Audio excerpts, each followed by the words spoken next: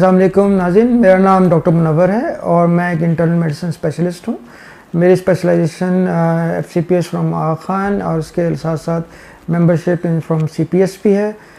इसके अलावा मैंने 1 ईयर डिप्लोमा किया है इंटेंसिव केयर में फ्रॉम हार्वर्ड यूनिवर्सिटी से। सब क्वालिफ़िकेशन के बाद मैं बहुत सोच विचार के बाद अब स्टेम सेल थेरेपी में से का हिस्सा बन गया हूँ और यहाँ अल खलीज में as a stem cell consultant के तौर पे काम कर रहा हूँ। आज का टॉपिक है इरेक्टाइल डिस्फंक्शन, जो कहते हैं ED यानी मर्दाना कमज़ोरी।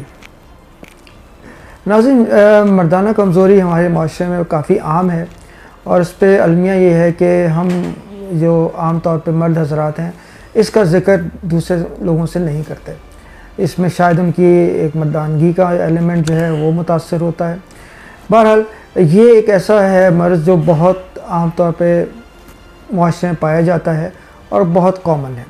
मर्दाना कमज़ोरी से मुराद है कि मर्द हज़रात जिनको मर्दाना कमज़ोरी है वो अपने अज़वाजी ताल्लुकात कायम नहीं कर सकते, जिसकी वजह से वो एक नॉर्मल अज़वाजी ज़िंदगी नहीं गुजार पाते।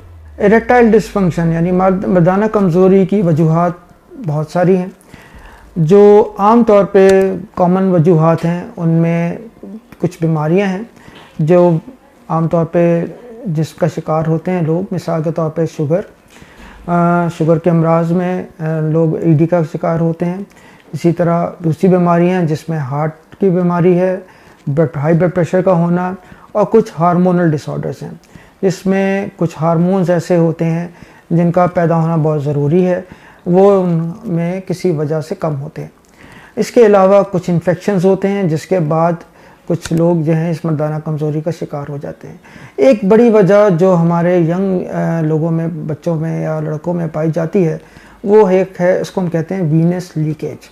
ये एक नाज़रीन बढ़ती वजह है और इसके वीनस लीकेज का होना, इसके कई वजूहात हैं। ये पैदाइशी भी हो सकती है और ये बाज़ इंजरीज़ के बाद और कुछ इन्फेक्शंस के बाद भी हो जाती है। कुछ आम तौर पे हमारे जो आजकल नौजवान बॉडी बिल्डिंग के बहुत शौकीन हैं, उनमें अगर वो प्रॉपर तरीके से ट्रेंड तरीके से एक्सरसाइजेज ना करें तो ये वेट लिफ्टिंग जो है ये भी एक बहुत बड़ी वजह है वीनस लीकेज की। ED की ट्रीटमेंट के बारे में आज हम बात करते हैं। ED का जो इलाज है वो एक अब हमारे पास बहुत ही सिंपल और सादा तरीका इलाज मौजूद है, मगर अफसोस के साथ कहना पड़ता है कि हमारे मर्द हज़रात बहुत सारे दूसरे इश्तिहारात सुनकर मुख्तलिफ़ किस्म के तरीका इलाज पे चले जाते हैं, जिसके बाद वो हमारे पास जब आते हैं तो मज़ीद पेचीदगी लेकर आते हैं।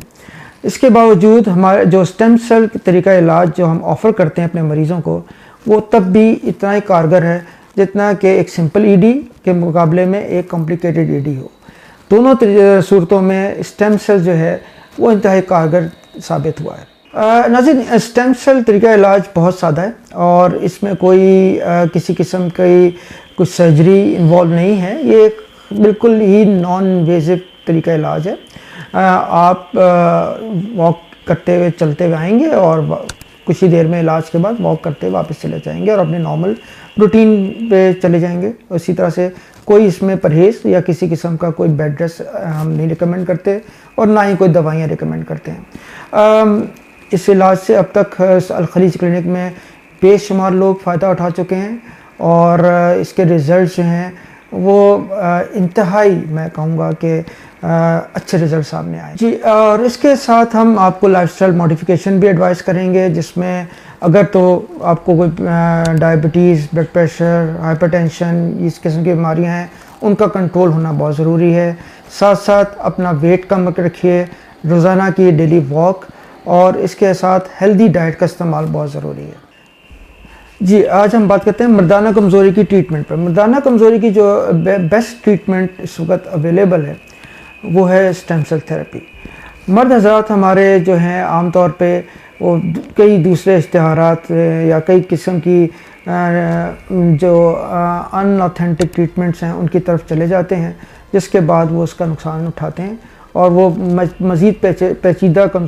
आज के मौजू के मुतालिक आपके ज़हन में कोई भी सवालात हों तो आप ऑलोडॉग के ज़रिए हमसे रब्ता कर सकते हैं। ऑर्थोस्टेम अल खलीज क्लिनिक से जहां हम आपके तमाम सवालात के जवाब देने के लिए मौजूद हैं। आप हमारे पास तशरीफ़ भी ला सकते हैं और हमें टेलीफोन के ज़रिए कॉन्टैक्ट भी कर सकते हैं। पाकिस्तान के टॉप डॉक्टर्स के साथ अपॉइंटमेंट बुक करें, वो भी पेशेंट फीडबैक देखते हुए।